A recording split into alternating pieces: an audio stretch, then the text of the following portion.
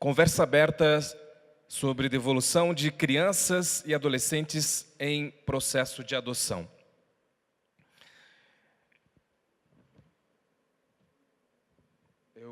Eu quero convidar o Dr. Eduardo para que faça uso da palavra e dizer que a gente está muito feliz, doutor, de tê-lo aqui. E a gente sabe que a viagem foi uma viagem de São Paulo para cá. A gente tem desafio cada vez que a gente faz um voo lá, de São Paulo para Joinville, é uma delícia. Eu adoro quando isso acontece. E a gente está muito feliz de tê-lo aqui e gostaria que o senhor contribuísse com a gente, com um pouco da sua sabedoria e com um pouco do seu conhecimento. Com vocês, Eduardo Dias de Souza Ferreira, promotor de Justiça da Infância e Juventude de São Paulo.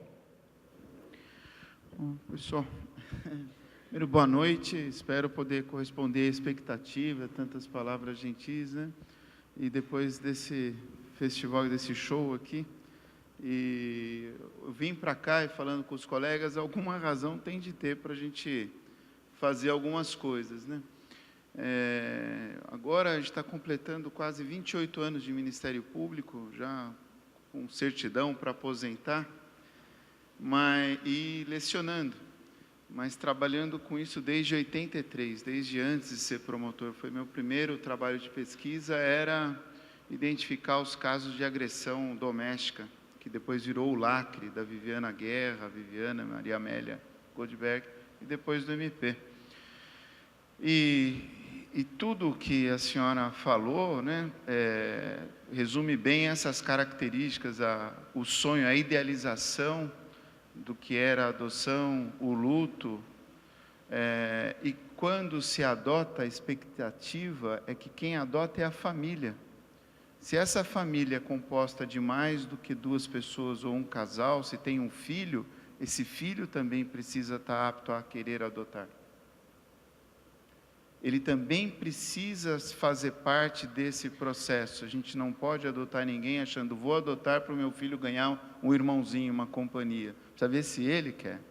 E se ele participou desse processo também. Porque senão vai dar problema. Parabenizar aqui o magistrado, desembargadora, as assistentes, a oficial de infância, né?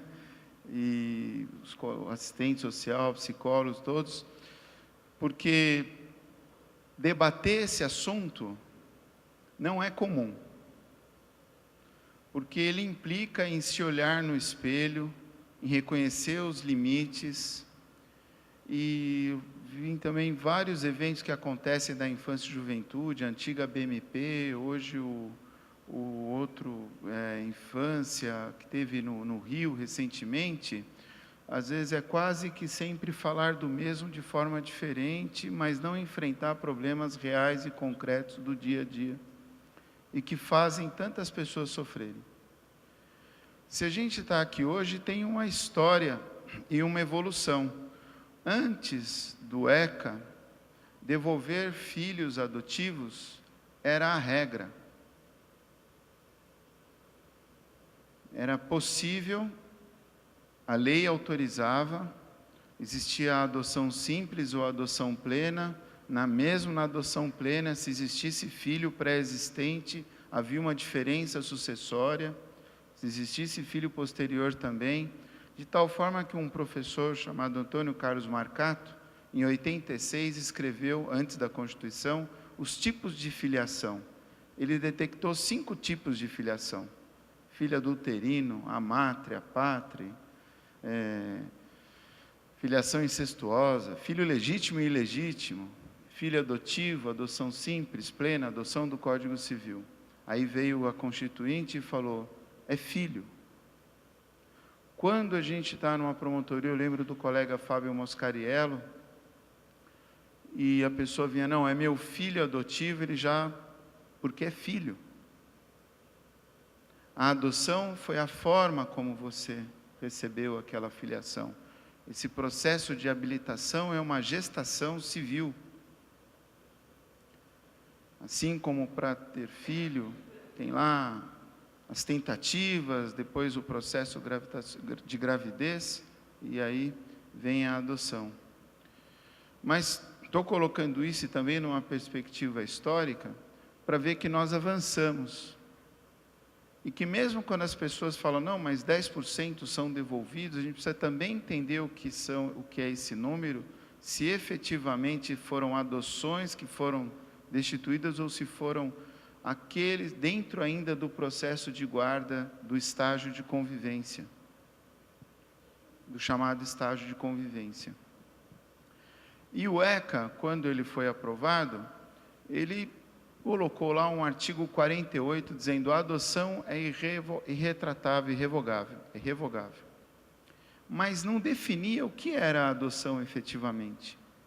Houve uma alteração em 2009, se modificou o artigo 39 e se alterou completamente esse artigo 48, essa linha foi revogada, foi alterada e veio vários dispositivos no artigo 48,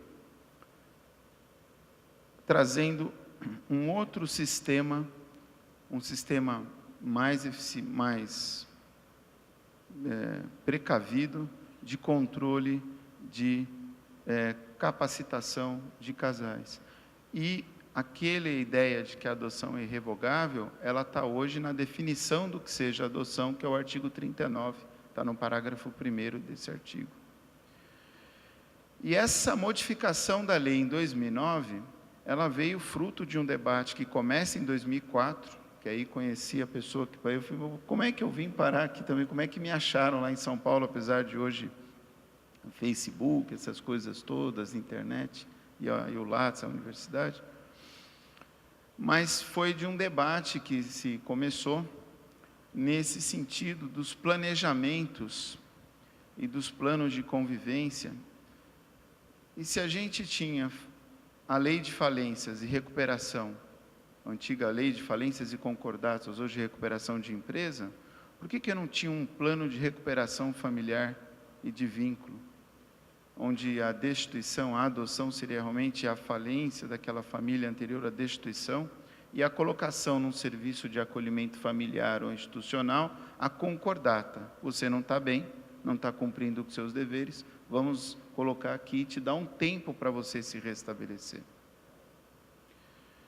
Essa ideia, e paralelamente a isso, veio um debate muito intenso, 5 anos de debate, e essa lei sai.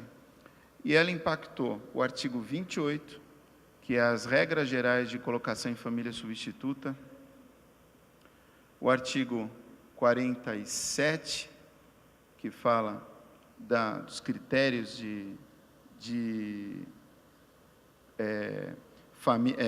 o estágio de convivência, e o 50, no que diz respeito ao cadastro, à habilitação.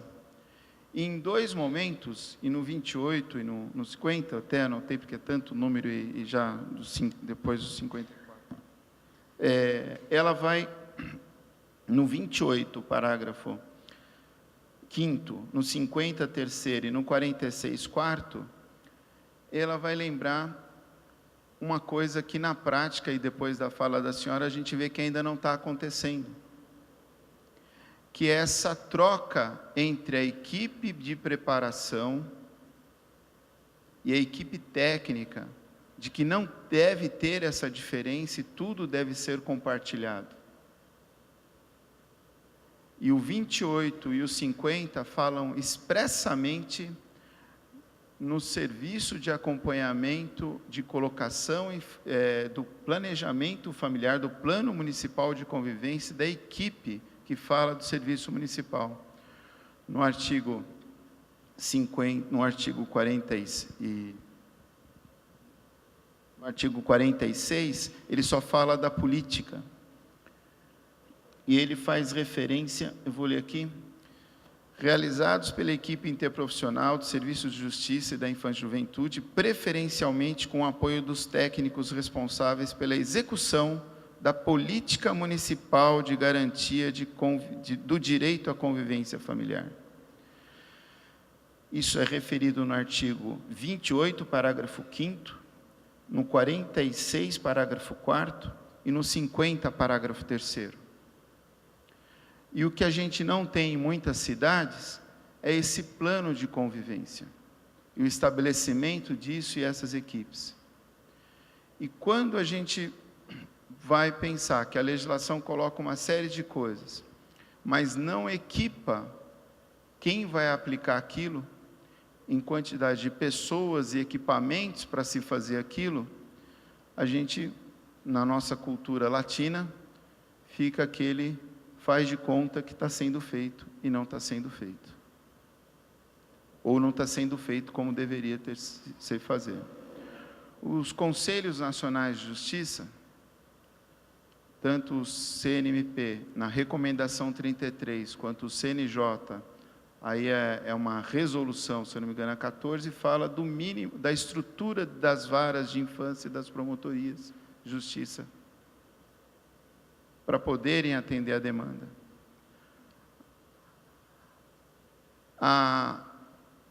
As assistentes sociais, ainda sob a presidência do ministro Joaquim Barbosa, a Associação Nacional fez uma representação em que falava, olha, as assistentes sociais do Judiciário estavam trabalhando para a Defensoria, para o Ministério Público, e especialmente para as outras varas.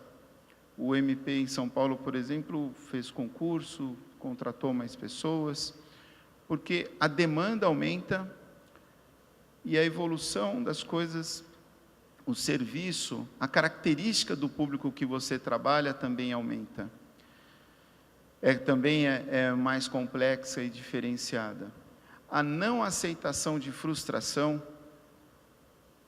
a dificuldade de lidar com o não, a dificuldade de aceitar o tempo, a maturação das coisas, faz com que as pessoas queiram respostas sempre favoráveis a ela e no menor tempo possível, e não saibam, às vezes, administrar uma frustração.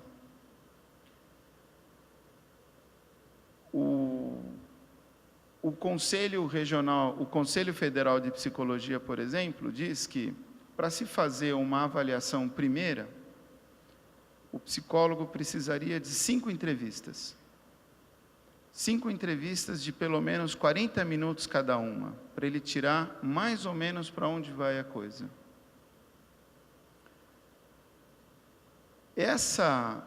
A dificuldade de você ter equipes que façam isso, ela vai passando, ela existe e ela às vezes impacta o trabalho. No cadastro, a gente vê o cadastro, você fala, mas o cadastro demora.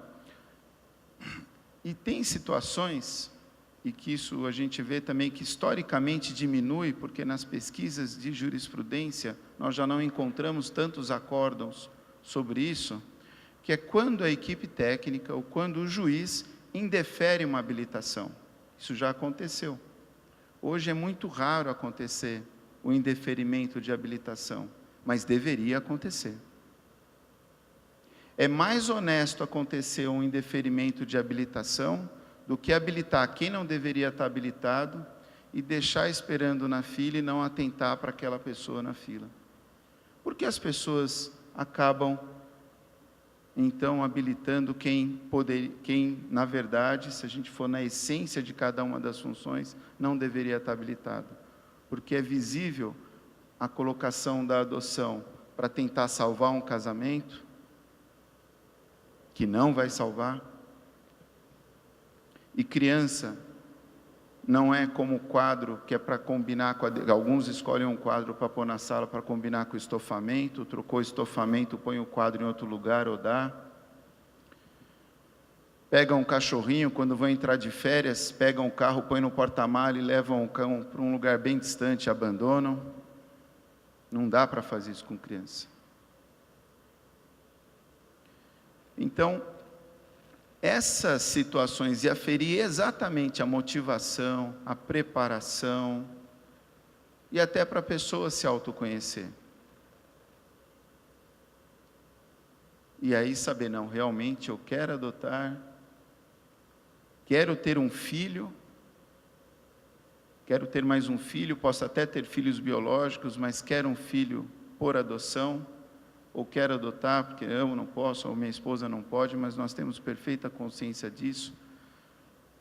E a lei também foi modificada para acompanhar essas famílias em 2 momentos. E o segundo momento, infelizmente, também não está acontecendo e não tem uma padronização nacional, que é o acompanhamento pós-adoção colocado no artigo 28, parágrafo 5º do ECA, que é para detectar justamente esses traumas, as depressões, que no direito penal, quem é do direito conhece há muito tempo, que é o chamado puerpério. Então, a gente poderia dizer que é um puerpério pós-adotivo, porque não é fácil. E quando as pessoas adotam de uma única vez 2 crianças da mesma família, irmãos ou não irmãos,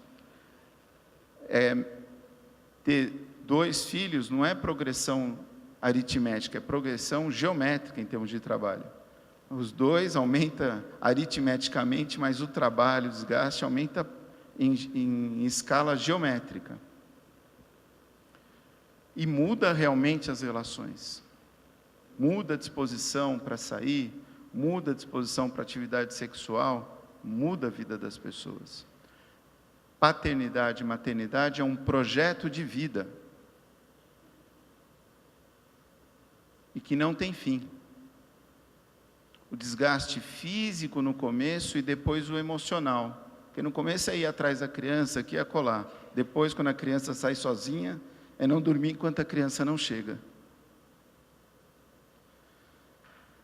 Essa colocação, estou fazendo para vocês, é para dizer da importância desse acompanhamento das políticas locais de planos de convivência, da estrutura que é necessário que se tenha, e ajudaria muito se a estrutura toda nacional, a inteligência que é usada nos softwares, nos programas da Receita Federal, por exemplo, desenvolvida por auditores federais, formados no ITA, inclusive, seria a parametrização, você colocar num sistema de computador todos os casais pretendentes à adoção, e no outro banco de dados todas as crianças aptas à adoção, e deixar a máquina fazer esses cruzamentos, e depois dar a ficha de cada um para o ser humano, para os juízes fazerem esses cruzamentos. A gente já reduziria bastante, porque não raro, ainda hoje, a pessoa está lá, fez o cadastro e está esperando,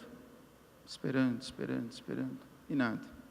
Aí fala, pega o cadastro e vai procurar em outras varas, leva a sua habilitação. Dali 2, 3 meses a pessoa adota uma criança.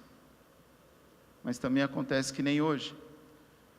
Um colega no WhatsApp, a criança no estado do Nordeste, parou em São Paulo, lá um conselheiro tutelar entregou a criança em termos de guarda, foi ao fórum, o juiz falou, não, precisa fazer o cadastro e se habilitar. A pessoa pega, sai do estado do Nordeste e vem para São Paulo. E aí o que faz o juiz e o promotor? Recolhe a criança pequenininha, geram vários traumas. As causas, então, da devolução ou do insucesso na guarda, no estágio de convivência, é absorvido, a legislação prevê até o estágio justamente para isso. Mas ele reduziria muito e bastante se fosse efetivamente com um pouco mais de tempo, com equipe, com o suporte, com a troca dessas equipes. De nada vale, então, ter o grupo de adoção e ter esse trabalho se ele não vai intercambiar com quem coloca. Para isso, talvez precise, do ponto de vista... Por isso que eu digo que esse tema é difícil, porque não implica só numa questão dos casais, do porquê entregou, mas implica no sistema como ele está montado. Implica em reconhecer que a gente precisa avançar e investir, mas que o que tem hoje é infinitamente melhor do que nós tínhamos lá atrás, e com eixo na criança, com foco na criança. É o interesse dela que precisa subordinar o interesse de todos os outros. E a culpabilidade que aparece depois é porque, quando se devolve uma criança que foi adotada, e na verdade não é devolução, vai ter de ajuizar uma destituição do poder familiar, porque aquela sentença que constituiu o vínculo de adoção só pode ser desfeita por uma outra decisão judicial. E aí precisa ter um fundamento. Então, vai se instaurar um processo e se destituir o pátrio poder daquele casal que adotou.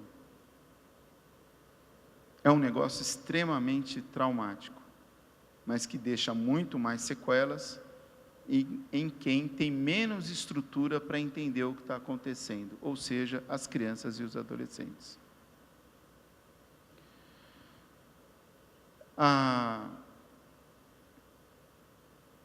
Essa devolução, então, que antigamente existia, a lei, inclusive, colocava isso. Existe um livro publicado por uma associação de filhos de rancenianos, uma associação chamada Mohan. Aqueles leprosários antigos, era muito comum, o pai e a mãe iam para o leprosário, se a criança não tivesse nada, ia para a adoção.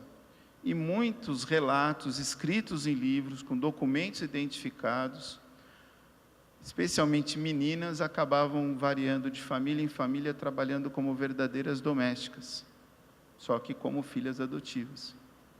Então, isso já aconteceu no nosso país.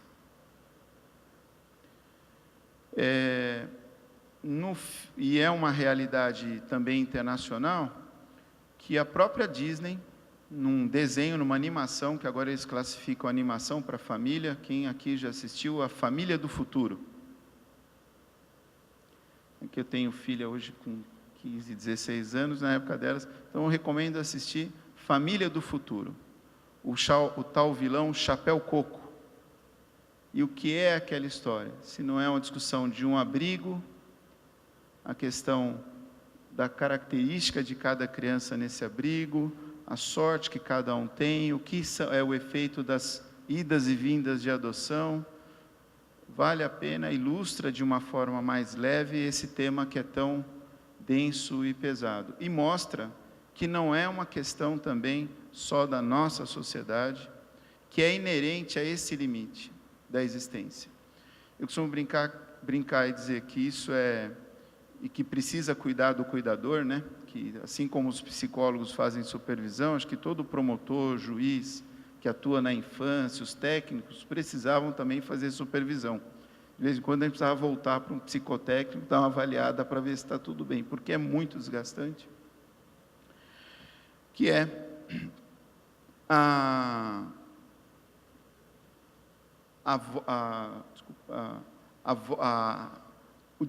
existência, quando nasce, é o limite. Pode-se fazer aborto, não pode-se fazer aborto. A pessoa cresce, nascer, crescer, reproduzir, envelhecer e morrer. Esse é o ciclo natural da vida. No limite do nascimento é o direito de nascer. Cresceu a reprodução. Você está apto organicamente a ter filho ou não, mas você, se tiver apto a ter filho, precisa ver se você está socialmente ou responsável, apto para assumir a paternidade. A pena de morte, a ortotanásia, distanásia, eutanásia, mas nessa parte da reprodução, de estar apto para ser pai e poder exercer a paternidade, é essa dimensão da reprodução, que é um dos limites da existência, e é disso que cuida a adoção. E às vezes esse ofício de dar pareceres, de decidir, nesses casos, é muito semelhante a brincar de Deus. Com efeito na vida de muitas pessoas. Então não é fácil quando a gente investe, diz, não, aqui vai ser a adoção, e dali a algum tempo volta aquela família, aquela criança, todo mundo sofre. aqui mostrou o sofrimento da criança, do casal, mas sofrem também os técnicos, o promotor e o juiz, se já não tiverem todos adoecidos. Mas, em geral, também, quando isso acontece, saem dessa área e vão para outro setor ou aposentam. Então, é um sofrimento generalizado. Essas estruturas que foram montadas de preparação, especialmente de acompanhamento, tanto acompanhamento no artigo, na habilitação, no 46, está dito lá, que se recomenda que os casais que queiram, que estejam participando desse processo, visitem as entidades de acolhimento. Pois tem alguns lugares que se proíbe a visita à entidade de acolhimento, ainda que o casal esteja passando por esse processo de acolhimento. A lei diz que é para fazer, recomenda que isso seja feito. E isso é importante para a gente saber que aquelas crianças não saíram do nada. Existe um trabalho bonito também feito pelo Instituto Fazendo História, que vai, assim como na maternidade, as avós fazem aquele álbum de foto, tira foto desde a gravidez, vai colocando as fotos, as crianças vão tendo esse álbum. Da entrada no abrigo, da permanência, da saída, porque o abrigo vira um local de referência. E fica guardado. Agora, não é porque ela tem aquele álbum que eu preciso publicar na internet, porque aí também é um sinal dos tempos. A indiferenciação da vida privada com a vida pública. Quando a gente não observa esse limite, também costuma dar problema. E a gente tem de ser, para não sofrer, é a diferença, como diz o professor Mário Sérgio Cortella, entre o franco e o sincero. Já ouviram essa história do franco e do sincero? O sincero, tudo que ele fala é fato, mas ele não fala sobre tudo. O franco fala de tudo, vive arrumando confusão. Fala tudo para todo mundo e o que ele fala é fato. Mas ser sincero não quer dizer que eu sou mentiroso, quer dizer que eu tenho os graus para o que eu vou falar. Por que eu vou chegar para uma pessoa e dizer, olha, eu tive um problema, passei muito mal, tive um problema sério, entrei em depressão, atentei contra a vida, tive de tomar remédio, vou ficar explicando isso para todo mundo. Se eu tiver um vínculo de amizade, de irmandade muito grande com a pessoa, falo, mesmo porque a pessoa já vai saber. Não tenho o que esconder dessa pessoa que tem esse grau de afetividade, de afinidade. Agora, para que eu vou ficar colocando isso para todo mundo, chegar no emprego e falar, não, eu tive um problema de saúde. E a pessoa também tem que se tocar. Na terceira vez que a pessoa diz, escuta isso, e a pessoa não quer falar mais nada, está sendo mal educada. Então, você também pode se dar o direito de, na reciprocidade, cortar a conversa e falar, estou ocupado, depois outra hora a gente conversa, eu não quero conversar sobre isso. Então, a mesma coisa também na adoção.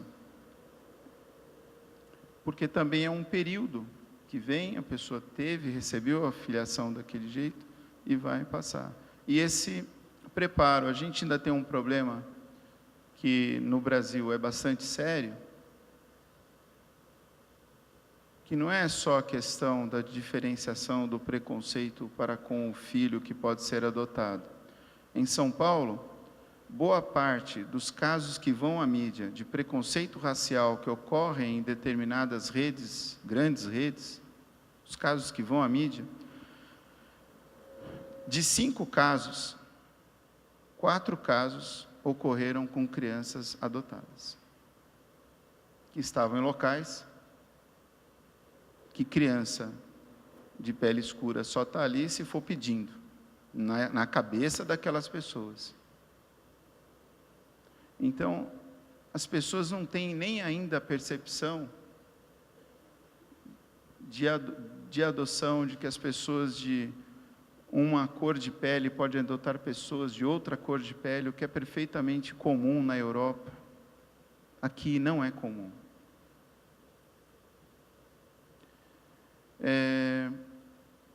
Então, esse fenômeno da devolução, que era possível na lei, ele passa a ser vetado na lei, mas a lei não dava, até 2009, ferramenta instrumental para você trabalhar com a redução disso.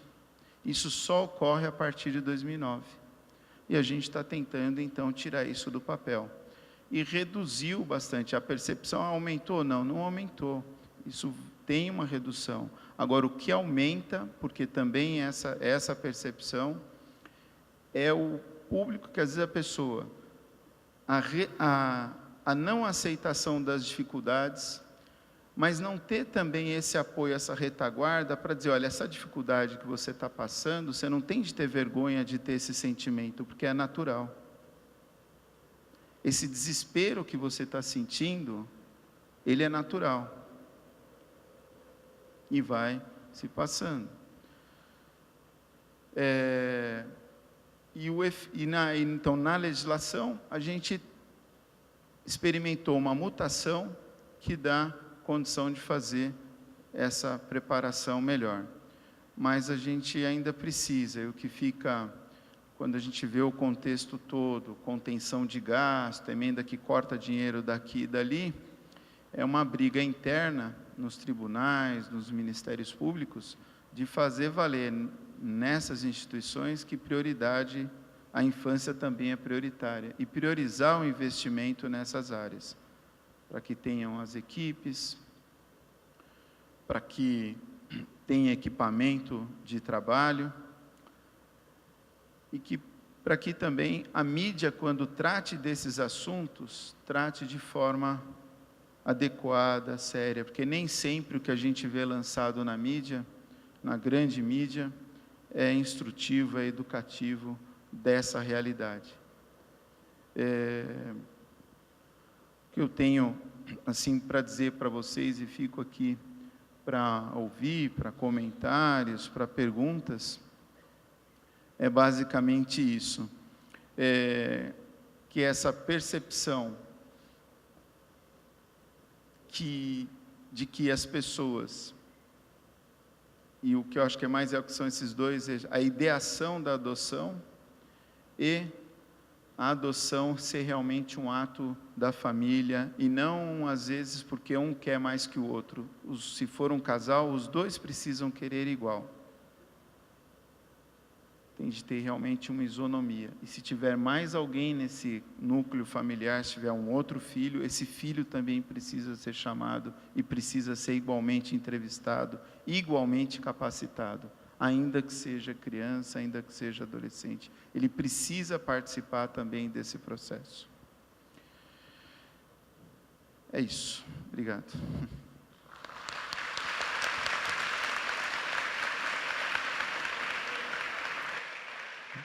Muito obrigado, doutor Eduardo.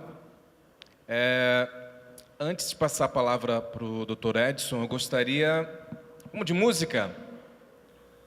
Banda Girando Amor, por favor.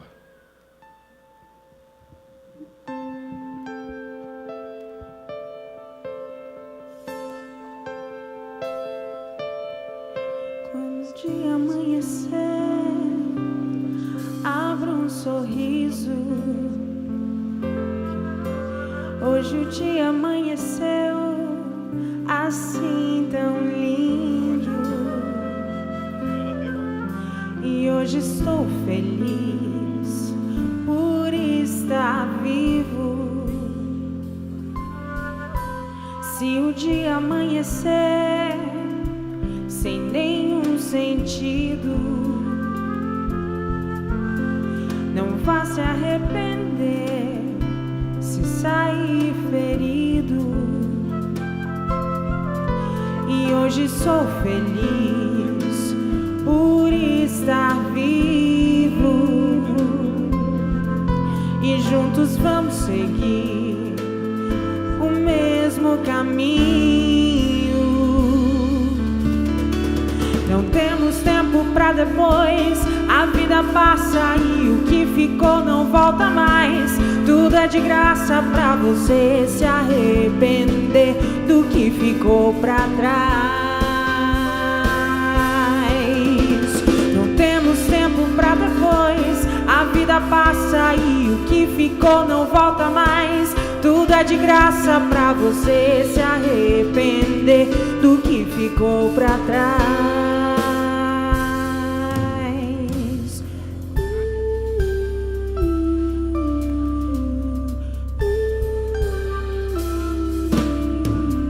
Senhoras e senhores, a banda Gerando Amor, há 5 anos conosco. Que alegria, que felicidade, que satisfação. Na bateria, Rafael Vieira.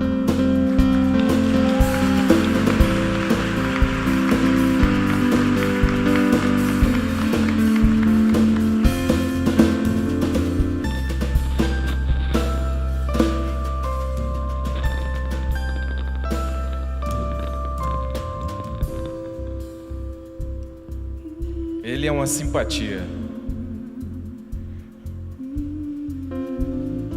Nos teclados, Jackson Araújo.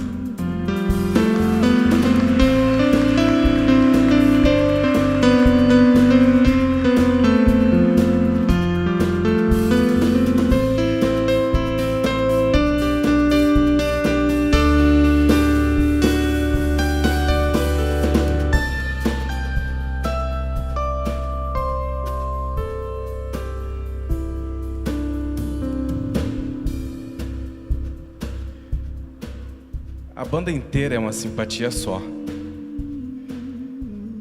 E a gente tem a honra que a cada evento que a gente realiza, a gente liga, né, Ney? Neymar, vocês podem? E eles não perguntam 2 vezes, eles já estão aqui. Quando? Conte com a gente, conte conosco. Flauta, Cláudio Moraes.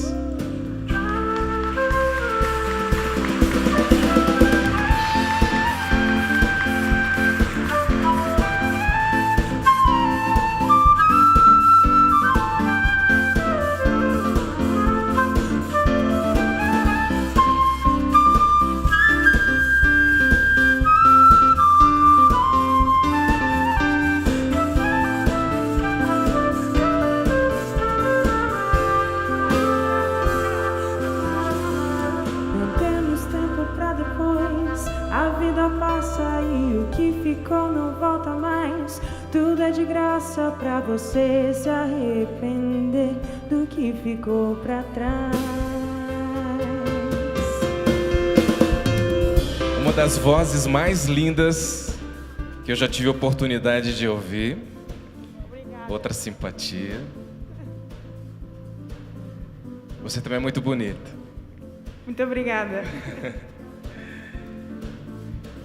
Voz, Rafaela Antonioli. Não temos tempo pra depois. A vida passa e o que ficou não volta mais. Tudo é de graça pra você se arrepender do que ficou pra trás. Pra você se arrepender do que ficou pra trás.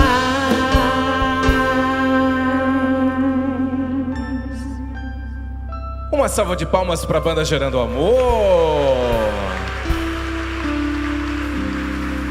Todos muito simpáticos, muito bonitos e extremamente talentosos. Por falar em talento, Dr. Edson, desde 2013, quando a gente, eu já citei aqui, quando a gente veio com o projeto Conversa Aberta, a gente tinha essa proposta de trazer a baila, trazer para todos os nossos eventos a visão da criança, de a gente se colocar no lugar da criança e do adolescente. E o senhor, como debatedor, gostaria que o senhor falasse a respeito, para a gente começar o nosso debate aqui, a nossa conversa aberta, e nos colocasse um pouco, brevemente, um pouco da nossa realidade, e enquanto comarca, enquanto atividade aqui em São Bento do Sul, mas principalmente uma análise rápida também em relação à noite de hoje, sobre a fala da nossa querida Alia e do Dr. Eduardo. A gente gostaria de ouvi-lo, por favor.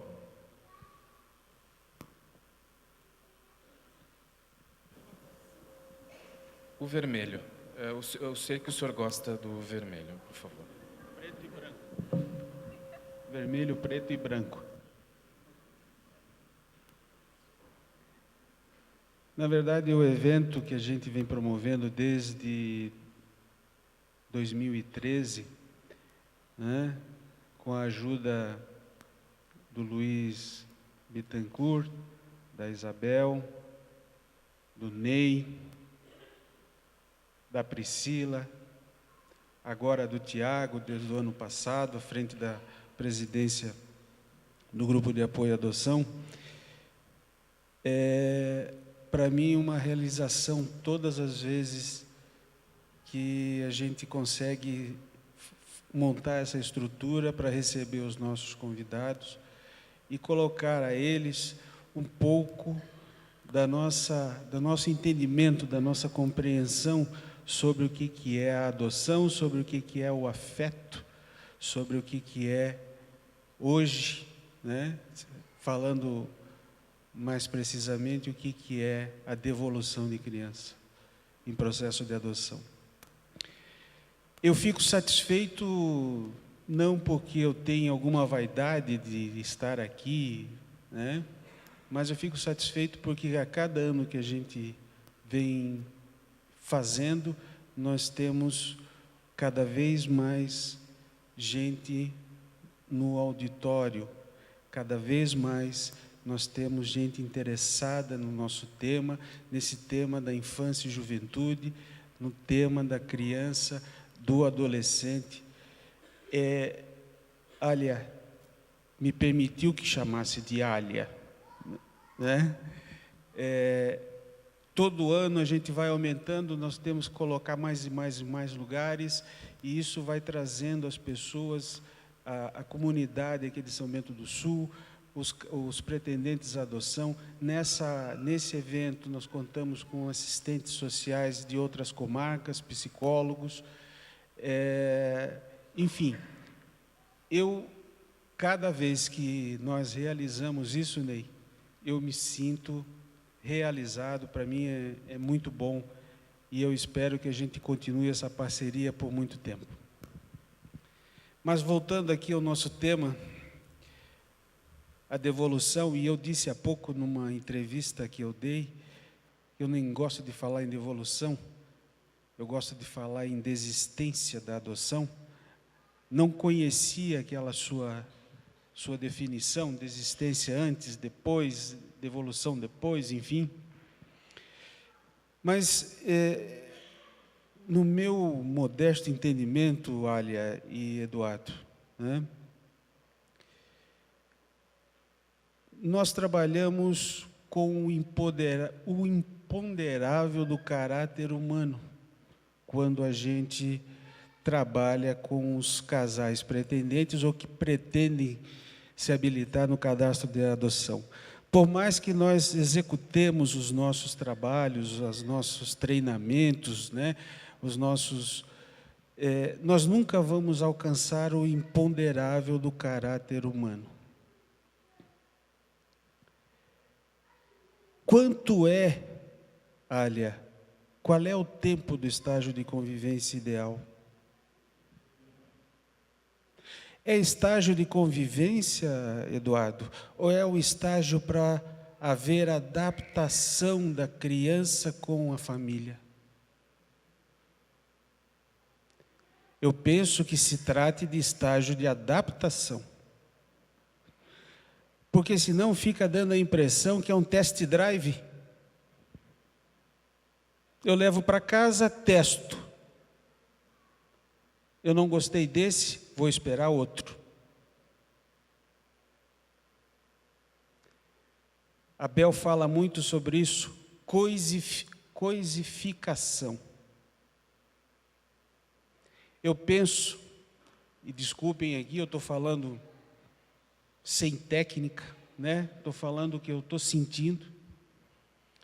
é de que o estágio de convivência que lá fala no Estatuto da Criança e do Adolescente, não tem essa conotação que vocês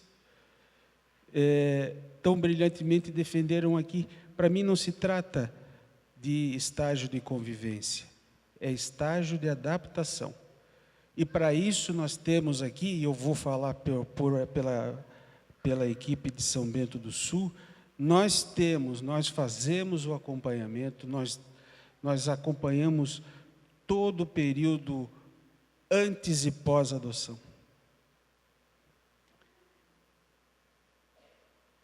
Quando eu despacho, concedendo a guarda para efeitos de adoção, e coloco lá o estágio de convivência, me dá uma certa aflição. Me dá uma certa aflição porque eu fico pensando assim, vai dar certo? Se não der certo, devolve? Como será com o filho biológico quando não dá certo? Devolve para o útero?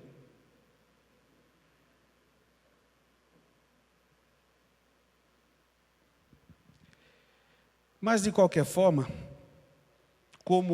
assim como as pessoas que vão se habilitar para a adoção, a gente sofre com o imponderável do caráter humano, né? Nós também sofremos o imponderável do caráter humano quando entregamos para a guarda. Porque a pessoa pode ser absolutamente... tem o perfil para adoção, que eu não tenho, por exemplo, e eu sei disso, e eu jamais vou ingressar no cadastro de pretendentes à adoção. Eu não tenho perfil, eu não entro no cadastro de adoção. Eu gosto muito de fazer adoção, para os outros, não para mim. Então, a partir desse momento que você entra no cadastro, voluntariamente, porque ninguém é obrigado a se cadastrar. Quando você entra voluntariamente, eu acho, não tenho certeza, que você assume o compromisso de ir até o final. Então você não vai fazer um test drive com as crianças ou adolescentes que chegarem à sua convivência. Você vai fazer a adoção e você, casal, ou você sozinho, qualquer casal, vocês têm que se adaptar ao que chegou. Porque a criança ou adolescente que procuram uma mãe e um pai, ou duas mães ou dois pais, ou um pai só ou uma mãe só, elas vão se adaptar a essa conjugação familiar. Afinal, eles querem uma família. Eles querem um pai e uma mãe. Então não vai... quando você se habilita, você é declarado hábil à adoção, você completou a burocracia para ingressar no cadastro. A partir dali, você vai adotar. Você não vai testar crianças e adolescentes. Você, lembro bem, você ingressou no cadastro voluntariamente. Se você ingressou voluntariamente, você vai ter que ir até o final, porque não se pode permitir, eu não consigo assimilar, Alia, por exemplo, que não deu certo, que a adaptação não foi boa, então vamos tentar com outro. E como, Eduardo, a gente entra num cadastro de pretendentes à adoção voluntariamente? Quem devolve uma criança ou um adolescente tem responsabilidade civil pelo dano que causou. Eu lamento que você tenha sofrido, que você sofreu porque devolveu. Mas o que me interessa é o que ficou. Gostei quando você falou, pegaram uma criança e entregaram um filho. Se você entregou um filho, e o filho biológico, quando a gente não trata bem, a gente pode responder, inclusive, penalmente por abandono de incapaz, não é assim, Eduardo? Então, eu penso que a partir desse momento em que você voluntariamente entrou no cadastro de pretendentes à adoção, você vai adotar. Se você não tiver aptidão para adotar, saia do cadastro. Eu sempre digo no curso de preparatório, que eu participo aqui, Alia, eu vou junto, eu sempre digo, qual é a minha fala primeiro, Isabel? Qual é a minha primeira fala? No curso de pretendentes à adoção, quem está aqui para fazer caridade, a porta é a serventia da casa. Adoção não é para fazer caridade. Adoção é como uma gestação. Você vai ter um filho. Há pouco, assim, só para descontrair, a gente estava falando, vocês falaram, comentaram um episódio sobre, esse era um filho, né? Um adotivo, qualquer coisa parecida. Alguém me apresentou 2 filhas, e foi aqui em São Bento do Sul. Ele me apresentou assim, essa é minha filha, essa é adotiva.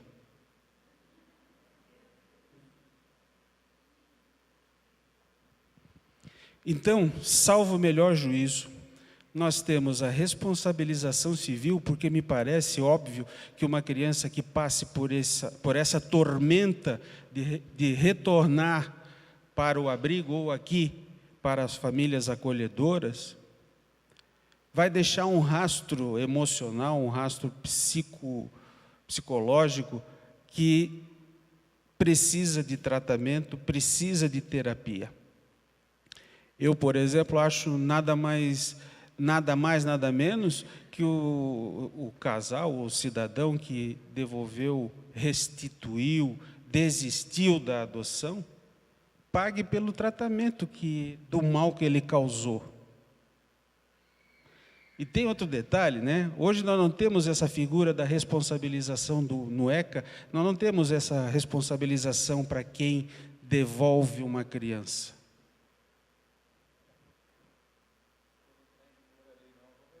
Vai ter.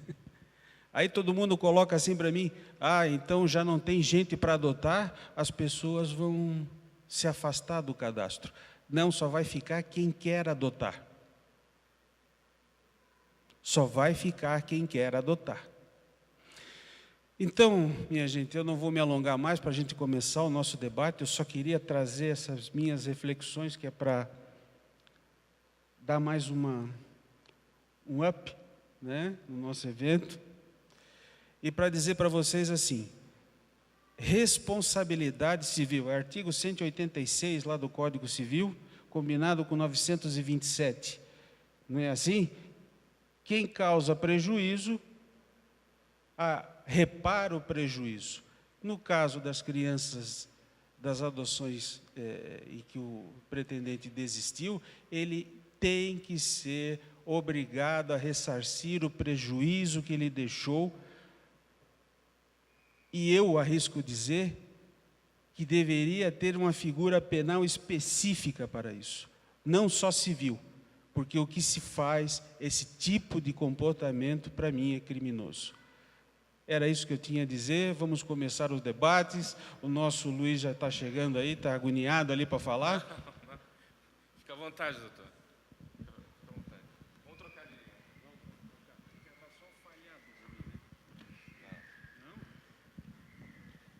Não é Flamengo, tá? Ele não estava se referindo ao Flamengo, Não. mas sim ao Jack, ao Joinville. Torcedor, ele é um otimista, assim como eu, um ótimo botafoguense. Muita gente diz que a gente por si só já é muito otimista. Mas para preparar para o debate, doutor, antes, enquanto a nossa banda vai tocar mais uma música extremamente rápida, até que o pessoal se organize. São 3 microfones. Até os voluntários que irão distribuir aí, pode pegar com o Ney aqui, com o Ney Maia. Um microfone nesse canto, o outro microfone aqui e um na parte atrás da mesa de som. Enquanto o pessoal vão pensando as perguntas, imaginando como vocês gostariam de fazê-la, e fiquem à vontade. É uma conversa aberta. Então, não se preocupem. Falem o que sentem, perguntem da melhor maneira que vocês acharem, sem nenhum tipo de autocrítica. Banda Gerando Amor, por favor. Deixa eu dizer que te amo, deixa eu gostar de você. Isso me acalma, me acolhe a alma, isso me ajuda a viver. Hoje contei pras paredes coisas do meu coração. Passei no tempo, caminhei nas horas, mais do que passo a paixão. É um espelho sem razão, quer amor, fique aqui. Meu peito agora dispara, vivo em constante alegria. É o amor que está aqui. Amor, I love you. Amor, I love you. Amor, I love you.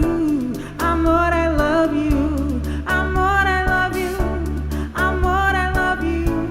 Amor, I love you. Amor, I love you. Amor, I love you. Amor, I love you.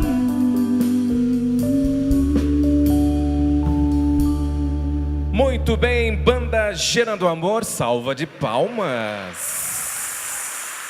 Muito obrigada. Perguntas. Perguntas e primeiras damas. Ladies first.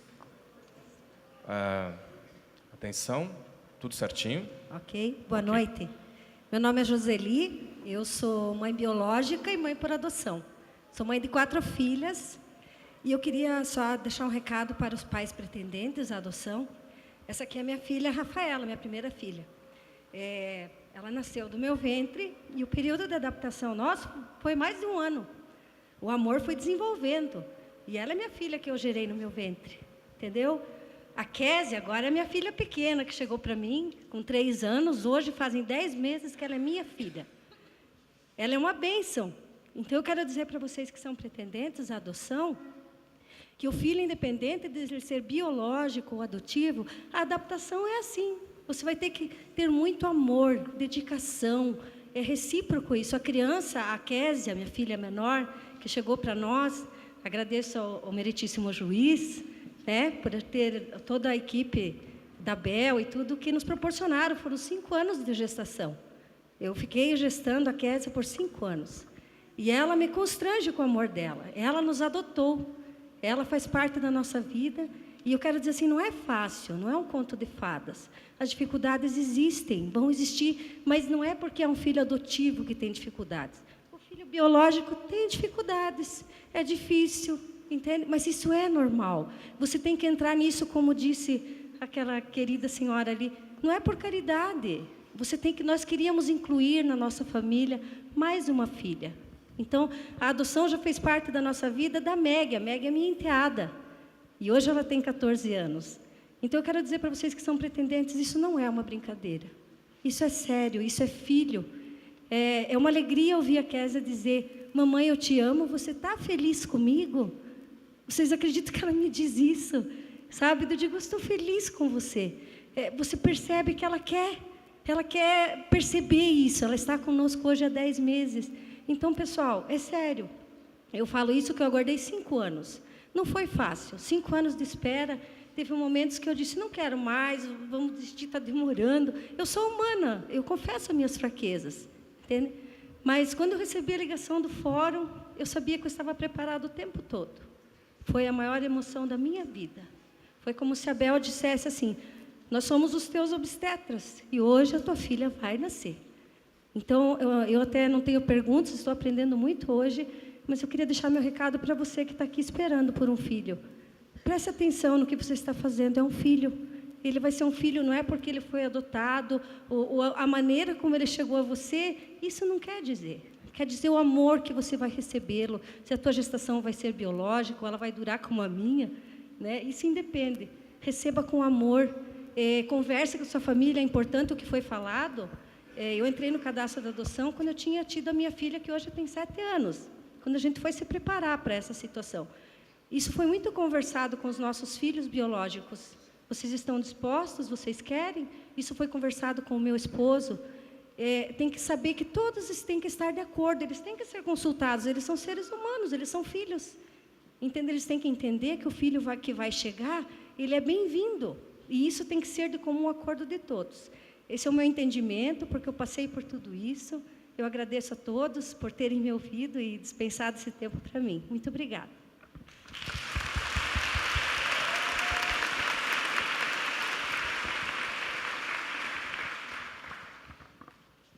Bel, obstetra.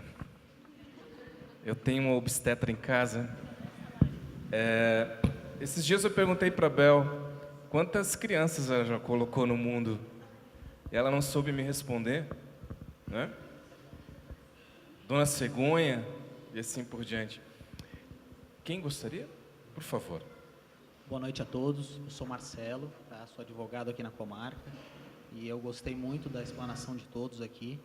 E agora, no finalzinho, o Dr. Edson falou muito da responsabilização, né? Eu acho que a gente teria alguns argumentos ali para poder jogar e poder entender um pouco em relação mais à responsabilização, além da responsabilização civil, que o Dr. Edson muito bem falou, a responsabilização criminal, né? Não é mesmo porque a violência, aquele termo que a senhora Alia falou, da surra emocional, realmente isso imagino que se perceba com muita evidência. Agora, no ano de 2014, foi sancionada uma lei pelo ex-presidente Temer, pelo presidente Temer, né, que teve iniciativa de uma deputada do PT, né? Trabalha na Globo? Não, mas foi ato falho, desculpe, né? Mas ela teve iniciativa para uma deputada do PT que diz que ela criminaliza, e eu conheci essa lei, que foi sancionada agora em abril, vai valer daqui a um ano, porque a oitiva das crianças vai ter que ser feita de uma forma totalmente preparada, e aí se falou... Como? Exatamente, isso, eu procurei, agora eu vi ali. Mas eu fico pensando na dificuldade de pessoal que vai ter para se ter toda essa estrutura. O senhor falou muito em estrutura, precisaria de mais oitivas com psicólogos, precisaria se preparar mais esses casais. Mas essa lei fala muito na questão da responsabilização civil e na criminal também, tá? E ela fala no artigo ali da iniciativa. Então, eu gostaria que o senhor falasse em relação a essa iniciativa, tá? Fala que o poder público tem que ter essa iniciativa de saber, poxa, ali tem uma violência, né? Infelizmente, ela não fala não tem um tipo específico. Vai ter uma penalização para quem devolve uma criança em adoção. Mas a violência psicológica ela é extremamente evidente na lei. Então, eu gostaria que o senhor falasse, o doutor Edson, a dona Alia, sobre isso, essa responsabilização psicológica, que ela já existia no ECA, mas agora eu imagino que com muito mais evidência. E como que nós, sociedade, podemos fazer isso? São processos de segredo de justiça, mas como que nós saberemos e como que iremos fazer isso? O Ministério Público vai fazer isso? Eu até, me permita, doutor Marcelo, ia falar justamente isso ao doutor Eduardo. O Ministério Público tem legitimação para propor uma ação reparatória contra um casal que desistiu de uma adoção? Porque, afinal, a criança está sob tutela do Estado.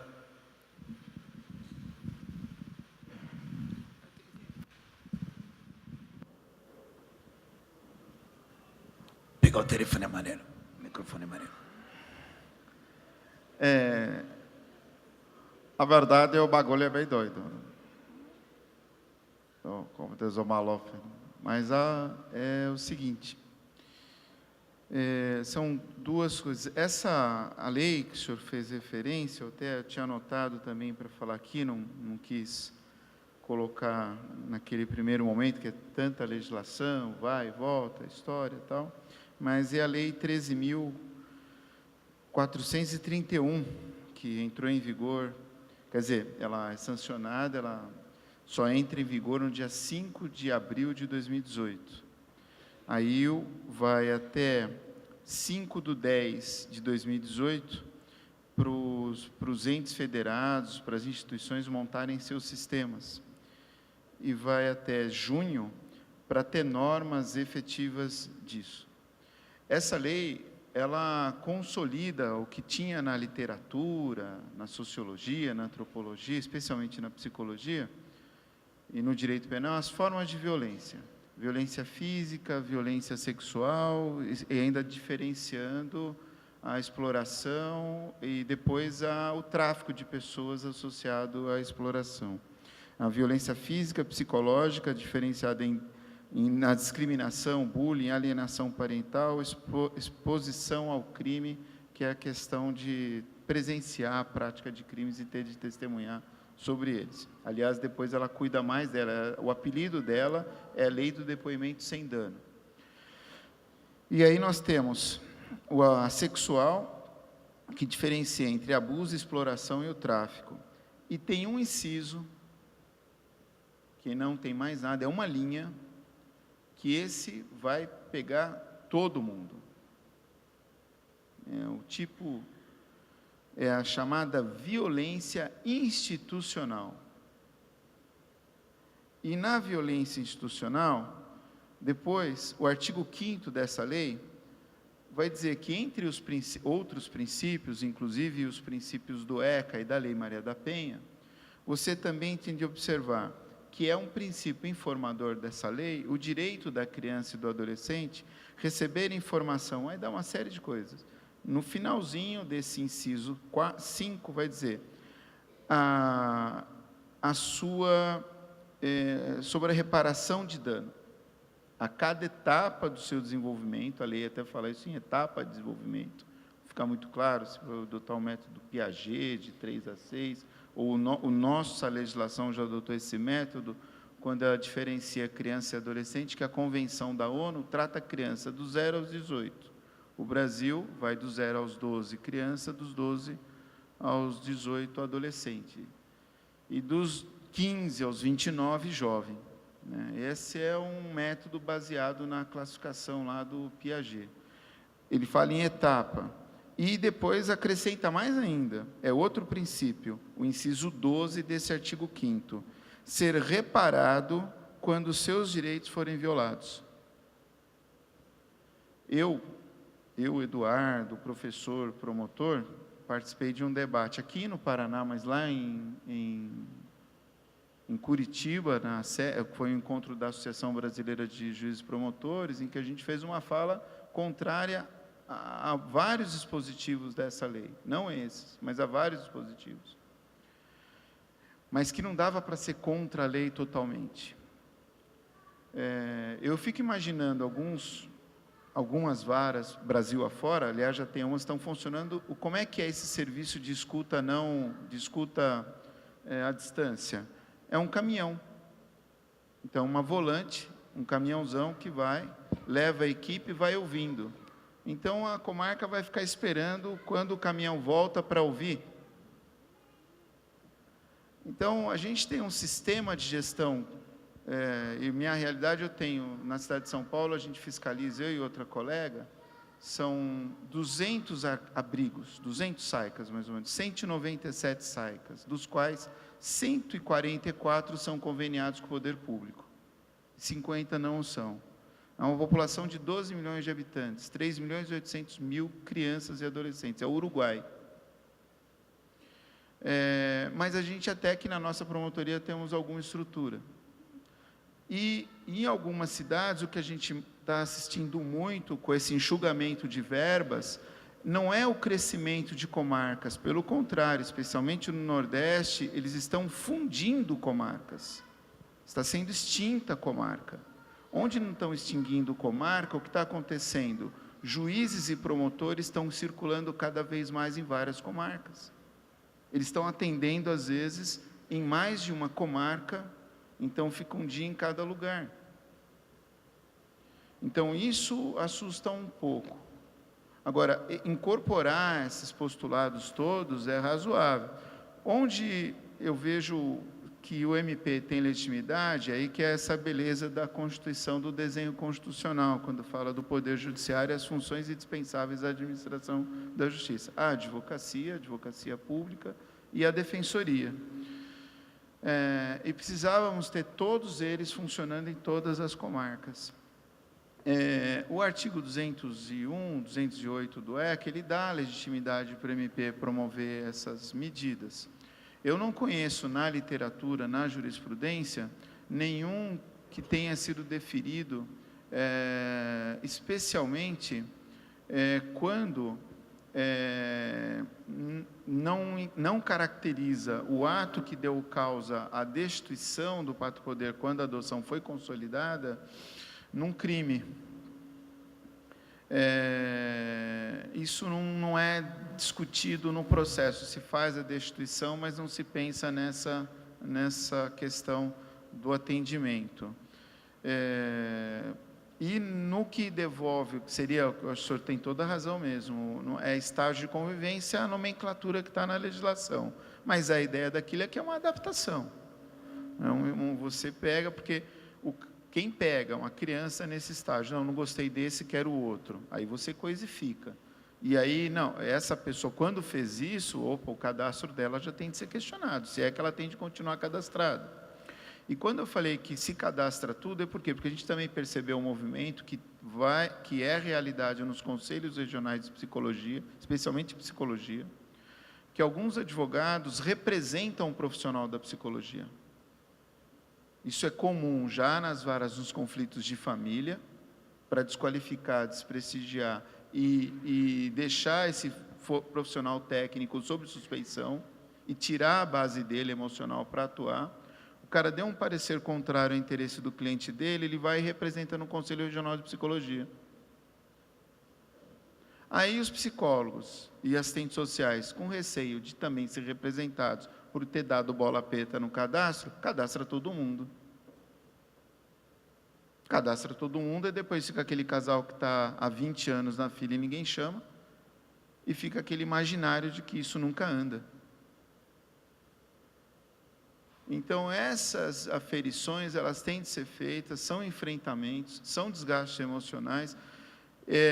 Eu acho que... E outra, entrar com a ação e esperar o resultado da ação para daí dar o atendimento, a gente pode ter de ficar esperando aí alguns anos. Hoje, com o processo digital, realmente melhorou muito. Mas tende, de qualquer maneira, iniciar já esse processo. Depois, pode até, aí eu acho que faz sentido buscar uma indenização posterior. Aí, eu acho que essa legislação, que não é à toa que ela vai demorar um ano para entrar em vigor, vai demandar de todas as instituições, especialmente nesse inciso, que é uma linha, literalmente o inciso é uma linha, violência institucional. E isso vai sobrar para todo mundo. Por exemplo, eu tenho situações em que a gente representa SAICAS, pede extinção, pede encerramento, pede de cara liminar para dissolver. Outros a gente representa porque tem a possibilidade do juiz, no parágrafo 2º do artigo 193, suspender o procedimento depois de uma determinada fase e dar um prazo, dar uma moratória para o SAICA, para o abrigo se enquadrar, cumprir algumas etapas. Cumpriu, extingue o processo. O que diz a jurisprudência? Alguns colegas não concordam quando o juiz diz assim, olha, aqui o juiz entendeu que estava bom. O colega, não está bom não, esse SAICA tem de fechar. Eu não vi um acórdão que deu ganho de causa ao colega promotor. Porque a justiça aí, ela é muito colada também no fato. E resolve ali a questão, não fica discutindo filigrana. Mas tem situações que ele é extinto de plano. De plano você intervém. Tem situações que a gente vê briga política, a prefeitura, lá em São Paulo teve a denúncia enfim, CRAS está na lei, está na regulação que tem de ser funcionário de administração direta, não pode ser terceiro exercendo aquela função, porque quando vai fazer uma fiscalização dessa, fica fragilizado. Vão dizer, não, é cargo de comissão, de confiança, ele está fazendo isso que o grupo político dele é diferente daquele outro e está sabotando essa entidade. Foi uma confusão, a prefeitura diz, não, amanhã às 8 da manhã estamos aqui distribuindo as crianças. Falou, opa, pera lá, as crianças não são da prefeitura. Entrou no SAICA, só sai com ordem judicial. E sair de um SAICA para outro é exceção. Inciso 7, lá do artigo 101. Não é ficar tirando criança daqui para lá. Então, foi bloqueado isso e foi instaurado um inquérito civil para apurar a responsabilidade do SAICA, no que a prefeitura diz algumas coisas, e também da prefeitura da situação como foi feito. E vai levar ao judiciário. Então, eu não conheço nenhuma situação dessa e com as prioridades que a gente tem, com os planos e com poucos recursos, vai se priorizando as ações. O MP teria essa legitimidade, acredito que a Defensoria Pública, especialmente depois da emenda 80, também tem essa legitimidade, aliás, ficam aí, em algumas situações, fica sabendo o que é do MP, o que é da Defensoria. Então, eu acho que em tese, é possível, mas a gente não pode ficar esperando uma decisão judicial, ainda que venha de liminar, para entrar com essa intervenção, mas que é importante deixar o registro e saber que isso pode acontecer e a pessoa, ainda que vá reparar esse dano dali 3, 4 anos, mas vai reparar o dano, também é importante, é educativo. É educativo. Eu aqui, no nosso estado, tem um acordo do desembargador Joel Dias Figueira Júnior, onde ele condenou um casal que desistiu da adoção e restituiu a criança, condenou o casal em dano moral, pela perda da chance de ser feliz, de ser filho, de receber afeto, e também condenou esse casal a custear o tratamento psicológico dessa criança. Logicamente, Eduardo, que a gente não pode esperar, né? O judiciário tem as suas mazelas, as suas burocracias, e a gente sabe como é que e tem um monte de recurso. Mas, de qualquer forma, nós temos que ter em mente assim, que precisa ser feita alguma coisa para que nós não desmoralizemos porque vai banalizar tanto isso, né? Então, assim, pega, não deu certo, ou, quer dizer, não serviu para mim, não é que não deu certo, não serviu para mim, né? É assim que funciona. Devolve, espera outro. Um caso específico, eu descadastrei o casal. Ele não tem perfil para adoção. Eu descadastrei. Mas isso não é... Eu acho que a maldade causada é muito grande para ser só isso. Porque a gente vai continuar incentivando que isso... Se nós não tomarmos uma posição forte a esse respeito, nós vamos continuar tendo esse tipo de comportamento, e além de nós termos adolescentes que não conseguem adoção, né, por conta da idade, nós vamos ter crianças que não querem ser adotadas porque já sofreram essa segunda rejeição. Então, é essencial que nós tenhamos essa noção, nós juízes, julgadores, os senhores promotores, os técnicos, nós temos uma responsabilidade, um comprometimento que nós não podemos deixar passar. Afinal, nós precisamos... eu vou dizer, pode ser uma palavra forte, mas eu também não me importo com isso, nós precisamos desmoralizar essa situação, esse tipo de comportamento. Eu não posso aceitar que você pegue uma criança para adotar, porque você melhor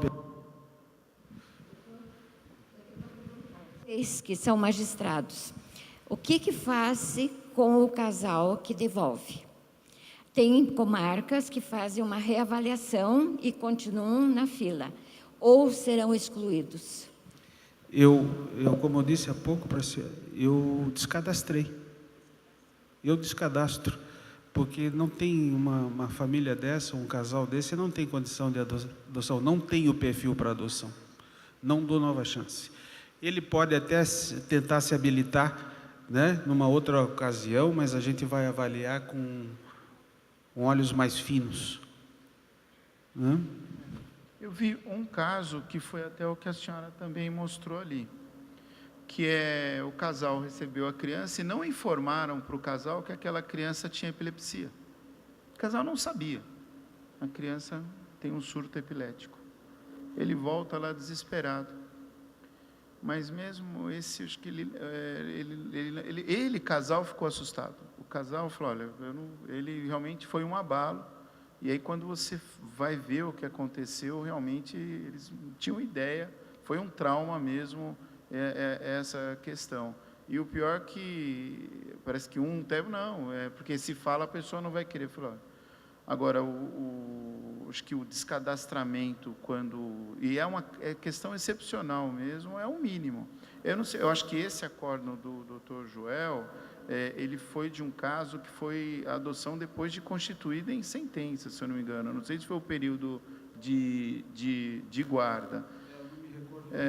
Mas eu andei procurando e acabei não achando. Que é a tese da perda da chance também. Além de tudo, além do trauma, é a perda da chance. Agora, por exemplo, a gente tem SAICAs em São Paulo, que a gente não sabe nem se é SAICA ou se é leito de retaguarda. Aliás, a gente instaurou um procedimento, foi para o CONANDA, tive de informar o CNMP, via Procuradoria-Geral depois, porque nós temos assim, uma entidade, Tabernáculo Casa de Davi, 300 pessoas, das quais 20 têm menos de 18 anos, porém as outras 280 entraram lá com menos de 18 anos.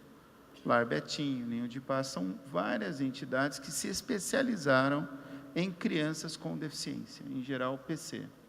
A adoção de pessoas com deficiência é raríssimo, mas acontece. De vez em quando, especialmente, acho que o Nefresh, o Betinho, sai lá criança adotada. Uma vez, outra, tem alguma adotada. Aí a gente começou a mapear e falou, porque daqui a pouco os juízes, promotores vão ser cobrados, por que essa criança está institucionalizada há mais de 2 anos? Por que esse caso está em aberto há tantos anos? Aí a gente está apontando, olha, isso daqui é uma hipocrisia institucional, estão chamando de SAICA o que não é bem SAICA, ou é um SAICA que não tem esse perfil, a gente precisa rediscutir isso daqui. O que é? E a gente não vê nenhuma proposição de CONANDA, dos CONDECAS, de nenhuma campanha de divulgação, adote pessoas com deficiência. As fotos que saem são só de crianças e nos cadastros, vamos ver quantas pessoas tem no cadastro, ou dizendo, eu quero adotar uma pessoa que ainda que tenha deficiência, ou eu não tenho restrição nenhuma sobre deficiência. O fato é que essas crianças estão lá sendo depositadas. E às vezes a gente recebe na capital de São Paulo pessoas de outros estados. Quer dizer, como é que fica a convivência familiar? Então a gente falou, não, reúne tudo, porque também as instituições ficam instáveis. Umas vão se registrar no CMDCA, outras vão querer registro só no Comas para ter o benefício, umas fazem convênio só com a saúde, outras fazem convênio com outros. Ou seja, o que é? O que é isso?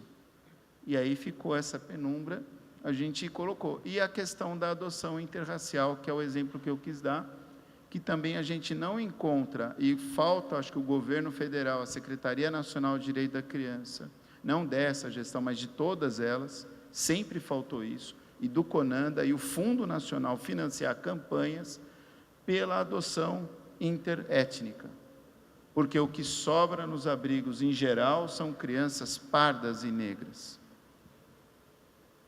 A gente brinca, né, sem fazer merchandising, os bebê Johnsons, não fica um. Né? Desculpa. Não, é só para dizer, o senhor está falando em campanhas. e nós temos um dado que não é oficial, é oficioso. Cada vez que se lança uma campanha por adoção, o número de devolução é maior. Por quê? Por quê? Porque as pessoas veem o bonitinho lá, a família bonitinha, com 7 crianças adotadas, isso, e choram, e se abraçam, e andam correndo num gramado muito lindo, todo mundo vai para o cadastro, todo mundo adota. E depois, Alia, depois da campanha, ficam só os rastros, só entusiasmo. Nós temos que ter muito cuidado. Eu entendo a sua preocupação com relação aos que têm alguma deficiência, os especiais e a interracial, mas eu penso que a campanha ainda ela aumenta essa chance na devolução.